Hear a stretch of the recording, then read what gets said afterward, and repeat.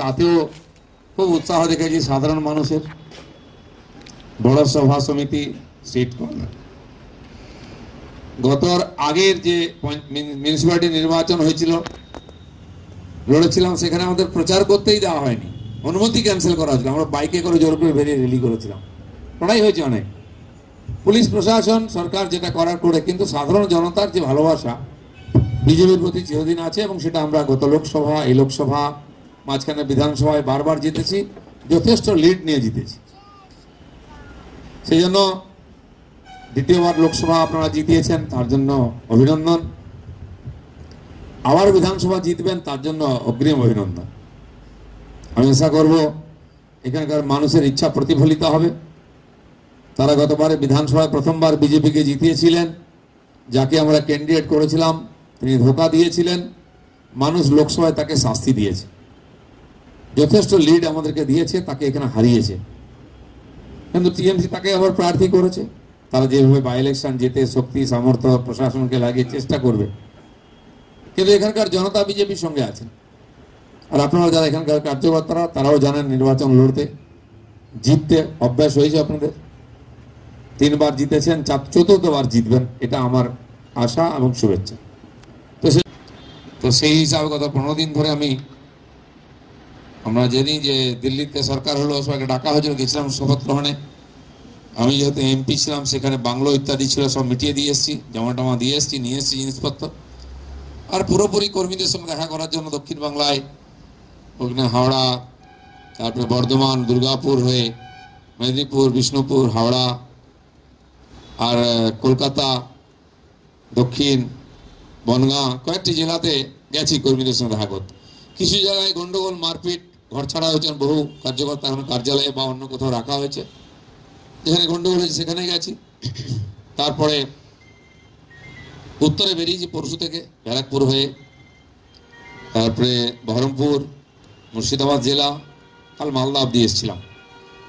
গতকাল যেহেতু বলিদান দিবস ছিল, শ্যামাপ্রসাদ মুখার্জির একাধিক কার্যক্রম ছিল, সেই সুযোগে বিভিন্ন জায়গায় সভা হল প্রোগ্রামও হয়ে গেল।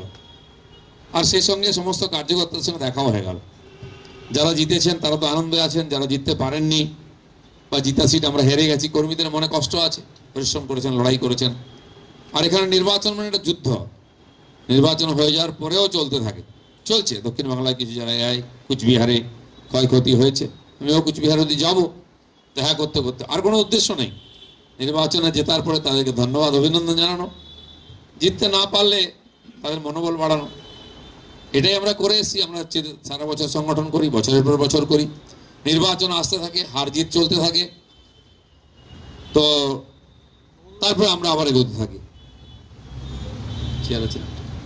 আজকে তার জন্য কার্যকর্তা বৈঠক আছে, তার বিস্তৃত প্রস্তুতি ইত্যাদি যা হবার সেটা তো যারা আছেন আধিকারিক তারা আপনাদেরকে বলবেন, নেতৃত্ব বুঝিয়ে যেভাবে লড়েছেন আপনারা।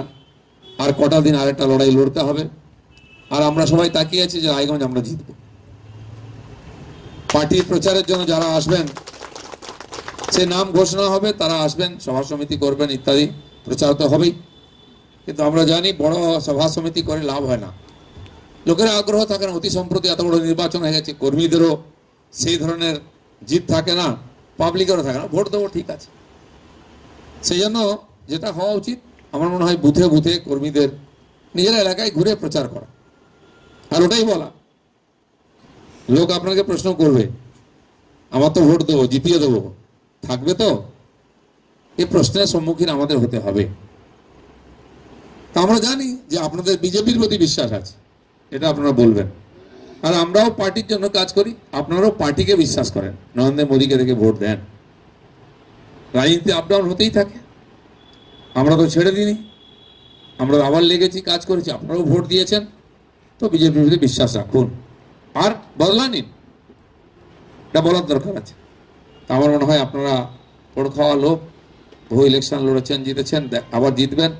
সেই জন্য যেটা কাজ আমাদের সেখানে ফাঁক না থাকে, প্রত্যেকটি পরিবারে একবার গিয়ে কথা বলে আসুন। বাকি বড় নেতা কেউ এলে রোড শো হতে পারে, সভা হতে পারে, কি ধরনের হবে সেটা প্রদেশ থেকে জানানো হবে। যেভাবে আমরা জিতেছি লোকসভা, সেইভাবেই লোকে যেন, অনেকে আবার বিধানসভা ভোট হলে ভাগাভাগি হয়ে যায়, বা ঢিলেমি হয়ে যায়। অনেক বাইরে থেকে এসেছেন, তারা আসেন না, চলে যান, এই সমস্যা থাকেই। সেটা যাতে না হয় সেটা দেখার দায়িত্ব আমাদের। যেভাবে আপনারা বাড়ি বাড়ি গিয়ে বুথে বুথে প্রচার করেছিলেন বুথের কর্মীদের নিয়ে, সেটাই করতে হবে। যে তার রাস্তা সেটাই, বিরাট হাওয়া উঠবে না, বিরাট প্রচার হবে না, র্যালি হবে না। বা ইলেকশনে প্রশাসনকে ব্যবহার করে ভোট করার চেষ্টা হবে, সেটাকে আপনাদের সতর্ক থেকে সমস্ত দিক চিন্তা ভাবনা করে যাতে চুরি না হয়ে যায়, লুট না হয়ে যায়, ভয় না দেখানো হয়। মানুষের কাছে দাঁড়িয়ে আমরা যদি বলি তাহলে মানুষ বিজেপিকে আশীর্বাদ করবেন, আমরা আবার হারিয়ে যাওয়া বিধায়ক ফিরে পাব। রায়গঞ্জের মানুষের যে ইচ্ছা, তাকে সম্মান দেওয়ার দায়িত্ব আমাদের আছে। তারা বারবার আমাদের উপর ভরসা করেছেন। ভুল চোখ হয় রাজনীতিতে, কিন্তু আপনারা পার্টি ঝান্ডা ধরে আছেন, বারবার লড়াই করছেন।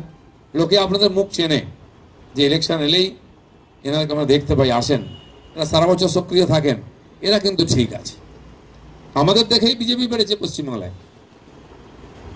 70 বছর লেগে গেছে 70 আসন পার হতে বিধানসভায়। সেটা তখনই সম্ভব হচ্ছে যখন আপনাদের মতো কার্যকর্তারা হাজার হাজার সংখ্যায় পার্টিতে যোগ দিয়েছেন। অনেকে আগে কোনোদিন রাজনীতি করেননি, সেরকম লোকই বেশি ছিল আমাদের মধ্যে। যখন আমরা জিততে আরম্ভ করি তখন অন্য পার্টির রাজনীতি করা লোকেরা আমাদের পার্টিতে এসেছে।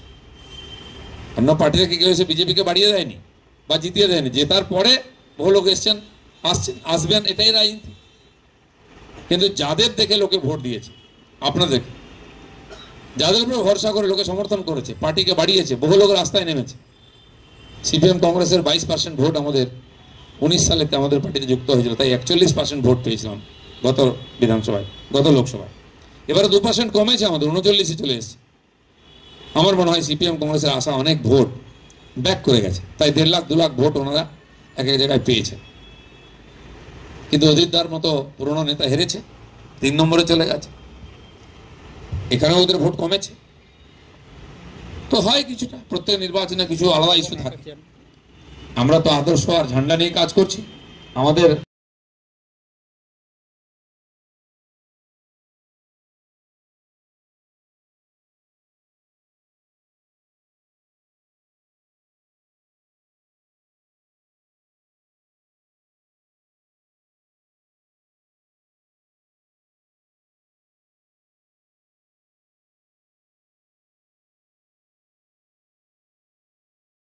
আপনি কি একজন বই প্রেমী, কিংবা আপনি কি বই পড়তে ভালোবাসেন, কিন্তু আপনার পছন্দ মতো বই কোথা থেকে ক্রয় করবেন ভাবছেন? এখন আপনার এলাকায় মীরা পুস্তকালয়ে আপনি পেয়ে যাবেন সমস্ত ধরনের বই। যেমন এখানে পাবেন স্কুল কলেজের পাঠ্যপুস্তক, বিভিন্ন চাকরির পরীক্ষার বই, এছাড়া ধর্মগ্রন্থ, শিক্ষামূলক সামগ্রী, অফিস স্টেশনারি, ড্রয়িং সামগ্রী এবং খেলাধুলার সরঞ্জাম মীরা পুস্তকালয় থেকে ক্রয় করতে পারবেন।